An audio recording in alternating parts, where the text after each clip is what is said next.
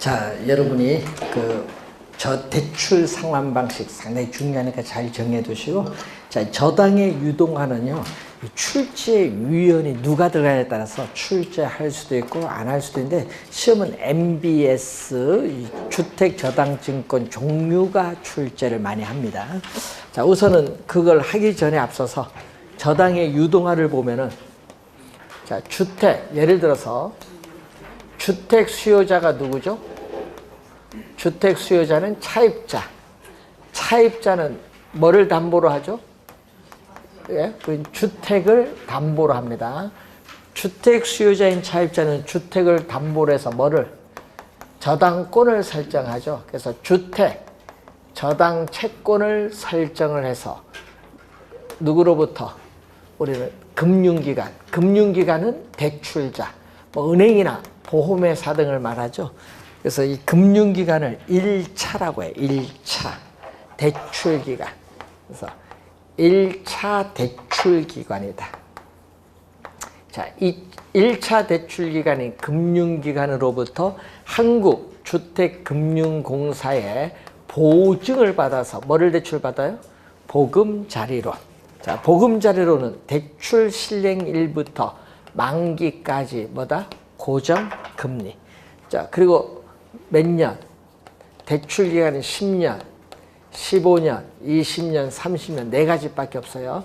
10년 이상의 장기 대출입니다.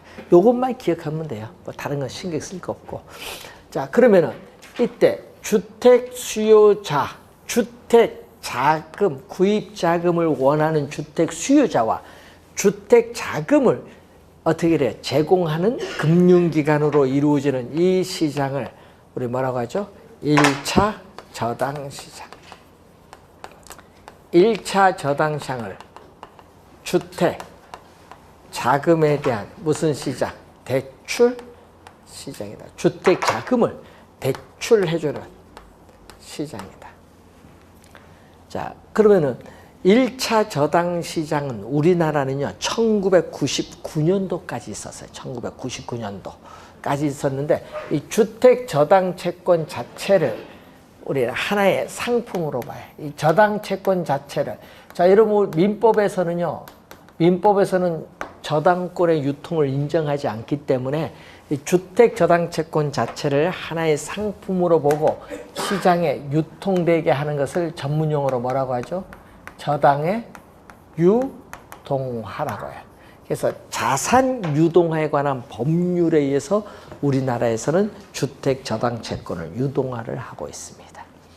유동화를 하는데 문제는 이게 한정된 재원을 가지고 있다. 자, 여러분, 주택자금 대출 재원이 2조 원이다. 그럼 2조 원을 계속 대출해 주다 보면 이 재원이 부족해지는 문제가 발생해요. 그래서 이 한정된 재원이다 보니까 우리 금융기관은 뭐가 부족해진다? 자금이 부족해지죠. 현금이 없어지는 점점 뭐가 부족한다? 유동성 부족. 왜? 주택저당채권을 매각을 못하면 유동성이 부족해져요. 부족해져서 어떻게 나중에 현금이 없으면 여러분 돈 얼마 주세요 하는데 돈도 못 줘. 그럼 망하는 거예요, 은행. 그래서 뭐가 높아지는 거예요? 유동성 부족에 따르는 유동성 위험은 점점 뭐한다? 높아져요. 그럼 유동성 위험은 높아지죠. 이 문제, 유동성 부족에 따르는 유동성 위험이 높아지는 이 문제를 해결하기 위해서 도입된 제도가 2차 저당시장. 그래서 2차 저당시장이 이 저당의 유동화에 결정적인 역할을 하는 시장이 몇 차? 2차 저당시장. 그러면 이때 아까 얘기했죠. 요게 매각이 안 되는데 유동화를 통해서 뭐를 한다? 매각을 한대. 여러분, 하나만 매각하면 안 되죠. 여러분, 1억짜리 하나만 매각하면 안 되고, 매각하려면 뭐 5천억, 뭐 1조 원 이렇게 매각을 해야 돼. 그래서 뭐를 묶어야겠죠. 묶는 것을 뭐라고 해? 집합물. 주택저당채권을 묶어야 돼요. 묶는 것을 시험 문제는요, 요걸로 출제해요. 집합물. 요걸 풀이라는 영어 단어를 번역한 거예요. 그래서 여러분 가끔 교재 보면 저당풀이라고도 많이 나오대. 이걸 가끔 교재 여러분 문제를 풀다 보면요, 저당풀로 나오는데 이걸로 출제 안 해요. 시험 문제는 주택저당채권 집합물로 출제를 해요. 이것을 팔아야 돼. 매각을 해야 돼. 매각을 하면 뭐가 들어오죠? 팔았으니까 돈이 들어오지 뭐. 자금이 유입이 돼요. 자, 그런데 문제는 팔 때는 어떻게 돼? 패키지를 해야 돼요. 주택, 저당 채권 줄여서 저당권을 패키지. 자, 여러분 갈 때 패키지 상품 가잖아. 묶는 거예요. 예? 비행기, 호텔 뭐 다 묶어버리잖아요. 그래서 뭐를 묶는다? 우리 주택 저당 채권을 대출 지역이 같은 것끼리, 대출 금액이 같은 것끼리, 만기가 같은 것끼리 묶어야 묶기가 쉽다. 이런 얘기입니다. 그래서 묶어서 패키지를 만들어요. 그래서 파는데 누구한테 판다? 팔기는 왜? 한국주택금융공사. 자, 한국주택금융공사에 매각을 하는데, 한국주택금융공사 여러분 전국에 본점의 지점도 있고요. 직원을 고용하거나 상근 임원도 둘 수 있는 것을 우리 무슨 회사? 실체회사야. 실체회사입니다. 그런데 문제 SPC는 뭐냐? 특별한 목적을 가진 회사. 스페셜 퍼포스 컴퍼니, 특별 목적을 가진 회사인데 어떤 목적? 주택 저당 채권의 유동화를 목적으로 설립된 회사다. 그래서 이것은 1차가 아니라 몇 차? 2차. 2차 대출 기간. 누가 보증했다? 정부와 한국은행이 2004년도에 2조 원을 출자해서 설립된 회사로서 누가 보증하고 있다? 국가가 보증하고 있어요. 국가가 보증을 합니다. 그래서 문제는 이 자금을 공급을 해야 되는데, 이 자금이 공급해 줄 자금이 부족해지면은 이 주택 저당 채권 집합물 이걸 가지고 다시 뭐를 발행한다? 증권을 발행해. 이게 바로 주택 저당 채권 집합물, 이걸 기초로 해서 발행하는 수익 증권이에요. 이것을 일명 우리는 한국주택금융공사에 관한 법률에서는 이걸 뭐라고 번역을 하죠? 주택 저당 증권으로 번역을 해. 한국주택금융공사에 관한 법률에서는 MBS를 주택 저당 증권, 주택 저당 채권을 기초로 하여 발행하는 수익 증권이다. 이걸 발행을 해서 뭐 한다? 또 매각을 한다. 누구에게 매각을 해요? 또 투자자에게 매각. 투자자에게 매각하면 뭐가 들어온다? 또 자금이 들어오죠. 자, 그러면은 이때 투자자로부터 자금을 공급을 받아서 우리는 금융기관에 자금을 공급하는 이 시장을 우리는 몇 차? 이거는 2차. 2차 저당시장. 2차 저당시장이라고 하고, 또는 주택 자금을 뭐 한다? 뭐 해주는 시장? 공급. 이거는 공급해주는 시장이다. 1차는 대출해주는 시장이고, 이거는 뭐 하는 시장? 공급한다. 그래서 누가 2차 저당시장은 뭐해? 1차 저당시장에 뭐를 공급해줘요? 예? 자금을 공급을 해주는 거예요. 2차 저당시장은 1차 저당시장에 자금을 공급한다. 자금. 염두에 좀 두시고, 자, 그러면은 이 주택 수요자는 주택 저당 채권을 설정해서 융자를 받기 때문에 1차 저당시장과는 수요자는 직접 관계 있지만은 누구와는? 그림에서 보듯이 수요자는 2차 저당시장과는 아무런 직접적인 관계가 없다. 그렇게 생각하시면 되겠죠. 자, 이 원리를 잘 이해를 해 두셔야 됩니다. 시험 문제는요, 1차 저당시장의 개념, 2차 저당시장의 개념, 저당의 유동화의 기능 정도 출제하죠. 그러면은 유동화의 기능 중에서 금융기관은 자금이 계속 매각하면 들어오잖아요. 그럼 유동성 부족을 뭐 한다? 해결하죠. 그래서 유동성이 뭐예요? 증가를 해요. 증가하면서 뭐가 점점 줄어든다? 우리 유동성 위험은 점점 줄어든다. 이걸 해결했잖아요. 유동성이 증가하면서 유동성 위험이 점점 줄어들어요. 그리고 국제결제은행을 BIS죠. 국제결제은행, 국가가 보증했기 때문에 위험 자산이 줄어들어요. 그래서 자기 자본 비율이 높아져요. 자기 자본 비율이 높아져요. 여러분 우리 국제 결제은행 기준은 8%예요. 은행 8%가 재무 건전성 지표인데 8%보다 더 높아 12, 3% 이렇게 올라갑니다. 그러면 은행이 외부로부터 자금 조달하는 비용이 점점 싸져요. 신용도가 높아지니까. 그래서 이런 좋은 점이 있어요. 유동화를 하면. 그래서 현재 우리나라에서 요 MBS를 우린 2000년도 3월 24일 날 첫 발행을 해서 지금까지 몇 년, 한 19년 됐죠. 발행하고 있습니다. 그럼 저당의 유동화제도 우리나라에서 실시하고 있을까요? 안 하고 있을까요? 하고 있다. 자, 273페이지에 그 중간에 저당의 유동화의 전제 조건인데 얘기거든요. 자, 이 금융기관 입장에서 예, 저당 수익률. 여러분 저당 수익률은요. 주택담보대출 금리를 얘기해요.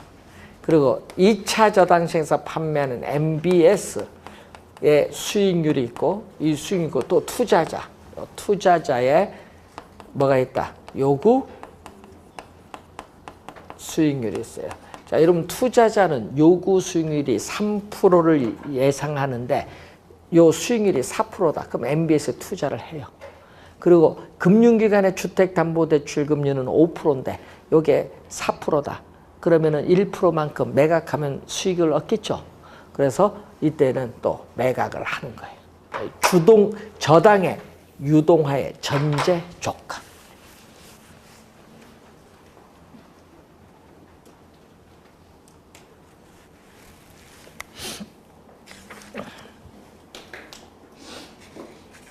자, 시험 문제는 274페이지. 올해 중요합니다. 올해 30회거든요. 올해 중요한 게 바로 MBS의 종류. 올해 중요한데 네 가지 있거든요. MPTS, MBB, MPTB, CMO인데 여러분 요 MPTB는 CMO를 확대를 한 거예요. 그럼 요 B는 뭐냐? 그럼 본드예요, 본드. 본드는 뭐다? 채권. 그러니까 이 세 권, 요거 채권인데 요걸 확대한 요것도 채권이거든요. 이 세 가지는 채권이고 요거는 뭐다? S는 증권. 그래서 여러분 네 개를 배울 때 증권을 하나 배우고 나머지 세 개는 뭐다? 채권. 올해 요 네 개 잘 공부해야 돼. 출제 예상되는데 그 중에서도 정답 있죠? 정답 지문은 여기를 주의를 많이 해야 돼. 두 개를. 네? 두 개를 주의 많이 하고 우리나라에서는 네 개 중에 거의 대부분 뭐를 발행한다? 네 개 중에 CMO를 우리는 거의 대부분 발행하기 때문에 또 시험에는 또 뭐가 단골? CMO가 정답 단골이에요. 우리나라에서 발행하는 걸 잘 내죠, 당연히. 자, 그러면은 주택 수요자인 차입자. 자, 주택 수요자인 차입자가 대출을 받았어요. 대출을 받으면 매월 뭐를 갚아요? 매월 원리금을 뭐 한다? 상환해. 자, 대출을 받으면 매월 원리금을 상환을 해요. 원리금. 상환을 하면 발행자, 발행기관이 있어요. 발행자 또는 발행기관은 뭐를? 우리는 MPTS를 발행해. MPTS를 발행을 해서 투자자에게 매각을 하는데 이때 요 S가 뭐다? 증권이야. 그러니까 모기지, 주택 저당 채권을 패스스루 이체시키는 증권이다. 번역을 그대로 하면은 주택 저당 채권을 이체시키는 증권이다 이런 얘기인데 S는 security, 영어로 풀면요 securities인데 securities는 증권으로 번역해. 이걸 뭘로 번역한다? 증권. 그럼 너무 길죠? 지금 주택 저당 채권을 이체시키는 증권 하니까 너무 길잖아요. 그래서 줄여서 뭐라고 한다? 이체 증권. 그래서 S는 요거다. 증권입니다. S는. 자, 여기서 주의해야 될 거는 자, 예를 들어서 이 자산을 매각하거든요. 발행기관은 자산, 어떤 자산? 주택 저당 채권 집합물 요 자산을 매각해. 그럼 자산을 얼마 매각했다. 1000억을 매각하면요. 1000억이라는 뭐 현금 자산이 들어와요. 그러면 1000억 자산 매각했는데 1000억 현금 자산이 들어오니까 발행기관의 자산의 크기에는 변화가 없다. 변화가 없다. 그래서 이체증권, MPTS, 이체증권 발행한 금액과 뭐는 똑같을 수밖에 없다. 주택, 저당 채권에 있어서의 뭐와? 총액. 요게 3천억이면 3천억 똑같다. 왜? 1000억 매각하면 1000억 현금 들어오니까 여기 자산 크기 아무런 변화가 없으니까 요 금액은 똑같을 수밖에 없다. 자, 그런데 주의해야 될 것은 이때 자산을 매각했다는 것은 뭐를? 자산이라는 뭐를 매각했어요? 지분을 매각한 거예요. 여러분, 자산을 매각했다는 것은 자산이란 뭐를 매각? 지분을 매각했기 때문에 지분이 누구에게? 투자자에게 뭐가 돼야 돼? 이전돼야 되거든요.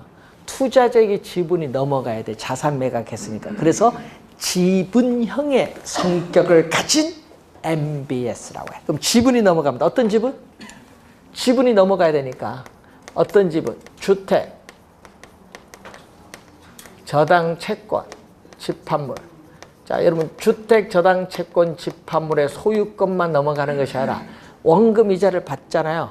원금 이자를 받자마자 바로 돈 받자마자 바로 누구에게? 투자자에게 이체시켜준다는 의미에서 이체증권이라는 명칭이 붙은 거예요. 바로 이체시켜줘요. 그럼 원금 이자를 받을 수는 권리죠. 원리금을 수치 받을 수 있는 현금 흐름에 따르는 지분권은 누가? 또 투자자가 가지고 있어요. 요 지분이 다 넘어가는 거예요. 요 지분이 다 넘어가요. 누구에게? 자산을 매각했기 때문에 투자자에게. 그러면은 여러분 앞 시간에 배운 게 있죠. 자, 시장 이자율이 있다. 여러분 저기 보금자료로는 무슨 금리? 고정금리거든요. 시장 이자율이 앞 시간에 배웠어요. 계속 하락을 해서 고정금리 뭐 대출 이자율 고정금리 주택담보대출 이자율보다 낮으면 뭐가 돼요? 이렇게 되면 아까 앞 시간에서 조기 상환을 하지. 조기 상환하면요. 발행기관도 조기 상환해. 왜? 자기가 권리가 없잖아. 권리 다 넘겨줬으니까. 그래서 시장금리 하락에 따르는 금리 위험. 예? 저기 시장금리 하락에 따른 금리 위험. 차입자가 조기 상환하면 여기도 조기 상환을 해버려요. 조기 상환하면 투자자는 조기 상환에 따른 또 뭐를? 위험을 안게 돼. 근데 주의해야 될 건요. 주의를 진짜 해야 될 거는 요 두 개는 같이 다니는 짝꿍. 꼭 기억해야 됩니다. 여러분 원리금 수취권과 조기 상환은 짝꿍 같이 다니는 거야. 세트 묶어서 다닙니다. 자, 암기합니다. 자, 증권은 투자자가 두 개의 권리와 두 개의 위험. 자, 암기할 때 증권 222로 딱 암기해 둡니다. 증권 222. 암기는 해놓고 뭔지는 알아야 돼요. 222. 아니, 암기해놓고 모르면 안 되잖아요. 두 개의 권리, 두 개의 뭐? 위험. 그러니까 여러분, 뭐가 지분이 매각되니까 이 지분에 관련된 위험도 누구에게? 투자자에게 이전되는 거야. 관련 위험도.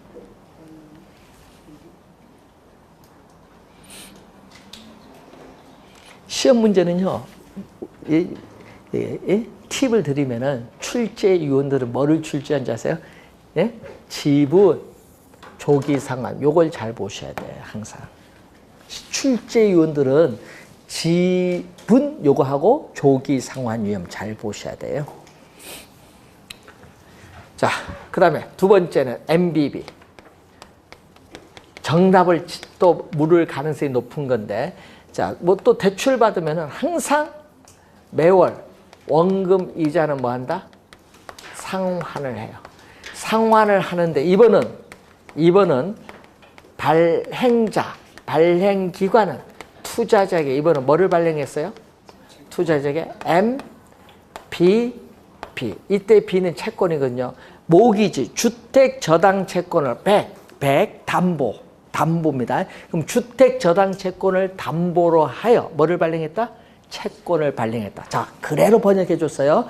자, 주택저당채권 모기지 요걸 100 담보로 해서 채권을 발행했다. 자, 그러면 뭐를 담보할까? 주택저당채권 요걸 담보로 했어요.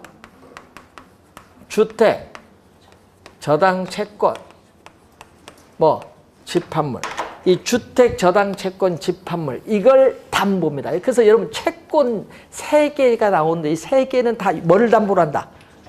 이 채권은요, 요 3개는 전부 이걸 담보로 해. 채권은 이걸 담보로 해서 누구? 발행기관의 신용을 가지고 뭐를 발행한다?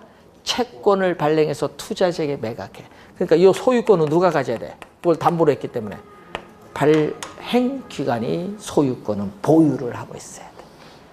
되겠죠? 그럼 채권 요 3개는 전부 주택저당채권 집합물의 소유권 누가 가지고 있다? 발행기관이 가지고 있다. 이 말입니다. 그 응용성 기본 딱 잡고 있어야 돼. 자, 그리고 또 차입자가 원금 이자를 상환하잖아요. 그럼 요 받을 수 있는 권리 있죠. 또 원금 이자를 받을 수 있는 현금 흐름에 따른 지분권도 누가? 발행기관이 보유해. 그 왜 그러냐 하면요. 요 MBB는요. 여러분 기업이 회사 채권을 발행했어요. 그러면 일정 기간 금리 몇 프로에서 발행하죠. 이 회사채 성격과 아주 비슷해. 그래서 회사채 성격과 아주 비슷을 하기 때문에 무슨 성격? 채권형의 성격을 가진 뭐라고 한다? MBS. 채권형의 성격. 그런 발행기관은 채권형인데 문제는 투자자에게 통상 몇 개월? 6개월. 자, 여기서 주의를 했거든요. 예? 차입자는 매월 원금이자를 갚거든요. 갚지만은 이 원금이자를 주는 게 아닙니다. 요 채권에 대해서 통상 일반적으로 6개월마다 새로운 거죠. 뭐 이 채권에 대한 뭐를 준다? 채권에 대한 이 채권에 대한 뭐 원금과 이자가 상당히 낮거든. 새로운 원리금을 지급을 해. 투자자에게. 이 채권에 대한 이자가 상당히 낮거든요. 그 왜 낮냐 한번 보면요. 차입자가 시장 이자율이 대출 이자율보다 낮으면 뭐 한다? 조기 상환하죠. 이때 시장 이자율 하락에 따르는 금리 변동 위험. 또 무슨 위험? 차입자가 조기 상환하면 조기 상환에 따른 위험. 차입자가 돈 못 갚는다. 자, 차입자가 돈 못 갚는다. 채무 불이행이죠. 그럼 또 채무 불이행에 따른 또 위험. 전부 누가 가지고 있어요? 발행기관이 가지고 있어. 항상 요 2개는 뭐다? 아까도 했지만 요 2개는 같이 다니는 짝꿍. 그러면 투자자는 위험이 있다 없다? 없네. 위험 부담이 없잖아요. 위험은 발행기관이 부담과 위험 부담이 없어요. 위험이 우리 투자로서 위험이 높을수록 수익률도 높을 거 아니에요. 위험이 없으니까 수익률은 가장 낮지 뭐. 여러분 이제 4개 배우는 것 중에서 수익률이 가장 낮아요. 여기 위험 부담이 없기 때문에 수익률은 가장 낮다. 자, 그러면 차입자가 조기 상환하면 어떻게 돼요? 여러분 차입자가 조기 상환하면 발행기관도 조기 상환하면 투자자는 손해를 봐요. 손해 보면 안 되죠. 그렇기 때문에 조기 상환을 하지 못하도록 막을 수 있어. 여러분 그걸 채권을 사는 걸 우리는 콜, 뭐 요즘 콜, 풋 이런 게 있거든요. 금융용의 콜입니다. 사는 거.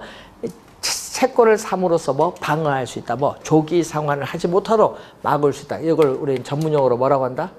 콜 방어. 그러니까 일정 기간 동안 콜 방어를 할 수가 있어요. 조기 상환하지 마라. 예를 들어서 채권 샀는데요. 10년 동안 넌 여기가 조기 상환하더라. 너는 나한테 조기 상환 못한다. 왜? 나도 수익을 얻어야 될 거 아니야. 투자자도. 조기 상환 손해를 보니까. 그 얘기입니다. 콜을 방어할 수 있다. 자, 그러면은 여러분 시험 문제 우리가 나올 때 보시면요. 위험이 여기 없잖아요. 위험이 없기 때문에 이자는 상당히 낮겠죠.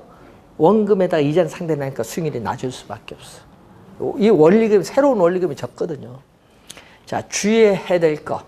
요거 암기 어떻게 하면 요거 암기를 잘했다고 할까요? MBB거든요. MBB, all, 모든 거. 권리 2개, 위험 3개, 모든 거. 다 누구? 발행기관에 다 가지고 있어. all 발. 권리, 위험 다 누가 가지고 있어? 발행기관, all 발. 그러면 절대 안 틀려. 암기 그렇게 하면 되지 뭐. all 발.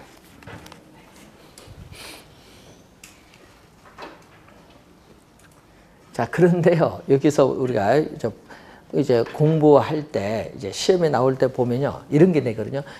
발행기관은 주택저당채권 집화물의 소유권을 어떻게 돼요? 보유하지 못한다? 틀렸죠? 그런 식으로 막 내는 거예요. 조기상환위험, 이런 것도 막 내고.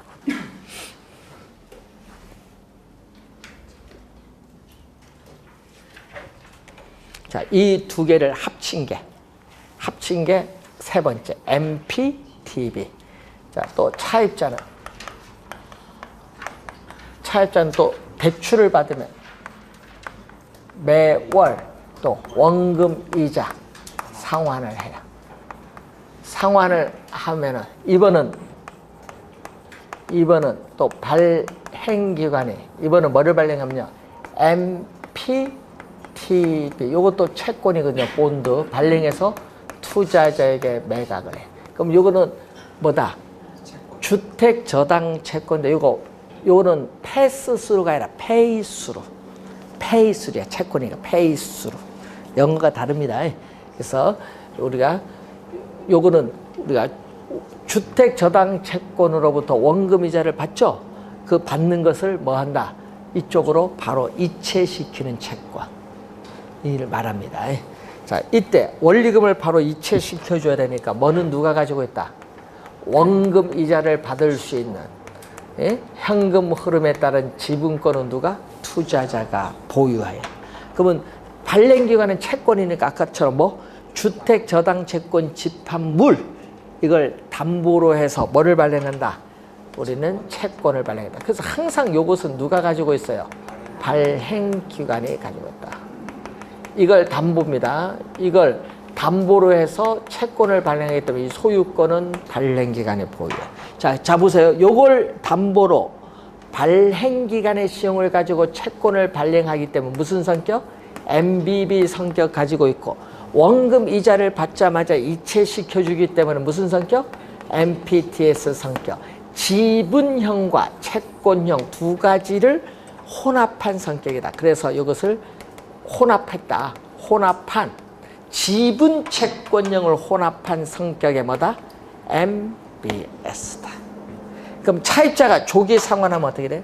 차입자가 조기 상환하면 발행기관도 투자자에게 조기 상환을 해요. 조기 상환 위험은 투자자가 부담하는데, 하여튼 아까도 했지만 이 두 개는 같이 다니는 자꾸